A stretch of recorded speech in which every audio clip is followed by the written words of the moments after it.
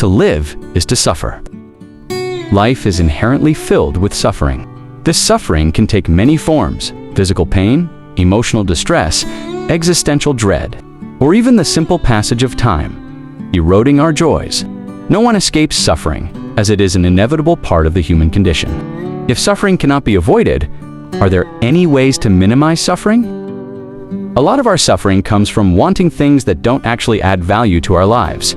We chase luxury purchases, hoping they'll make us feel successful or admired. But that feeling fades fast, leaving us right where we started with less money. The more stuff we accumulate, the more it weighs on us. Clutter isn't just physical. It takes up mental space too, adding stress and distraction. Instead of spending on things that lose their shine in a few weeks, that money could go toward something that actually matters, like investment, new skills or experiences that make life richer. When we desire things that are outside our control, we set ourselves up for disappointment and suffering. For example, if we crave fame and recognition, we might experience anxiety and frustration when we don't receive it.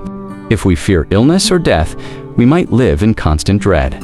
Real peace comes from focusing on what we can actually control: our mindset, our reactions, and how we handle whatever life throws at us.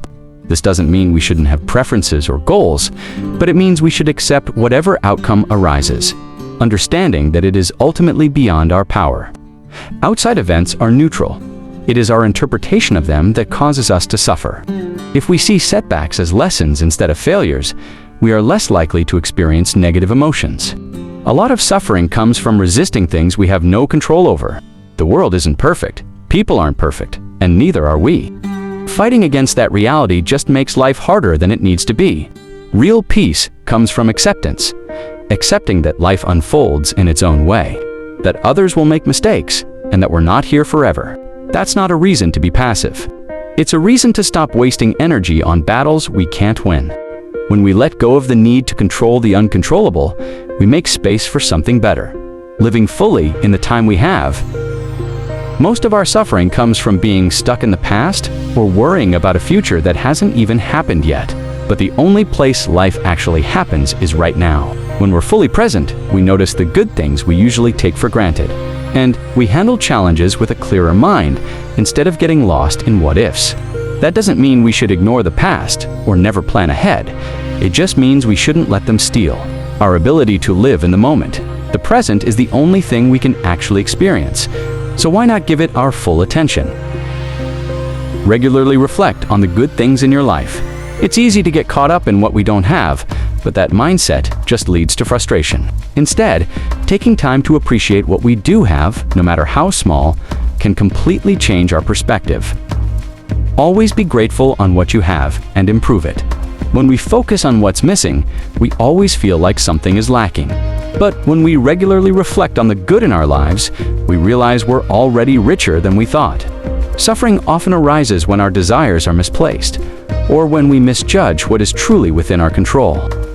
If we constantly chase external outcomes, wealth, status, or the approval of others, we set ourselves up for disappointment, as these things are influenced by forces beyond us. Instead, by directing our focus inward, on our thoughts, choices, and character, we gain a sense of stability that external circumstances cannot shake. Accepting what we cannot change doesn't mean passive resignation. Rather, it allows us to navigate life with greater peace and resilience, responding wisely instead of reacting impulsively to difficulties. Suffering is not merely something to be endured, but can serve as a powerful catalyst for personal growth and a deeper sense of purpose. Rather than questioning, "Why do I suffer?" one might consider asking, "What can I learn from this experience?" Or "How can I transform this pain into something meaningful, even in the direst of circumstances?" Those who discover a sense of purpose are more likely to persevere and find resilience in their trials. This shift in perspective allows individuals to see suffering not as an insurmountable burden, but as an opportunity for profound personal transformation. Recognizing suffering as a potential avenue for growth encourages a more proactive and empowering approach to life's challenges, fostering resilience and a deeper understanding of one's own capabilities and strength.